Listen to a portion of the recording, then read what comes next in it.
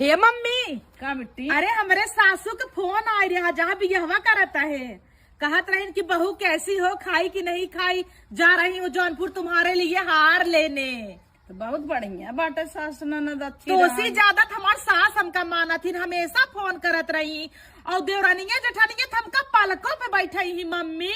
वो तो जाए बाद मालूम पड़े ना बिट्टी। हाँ, बहुत अच्छा घर दुआर हेरे है।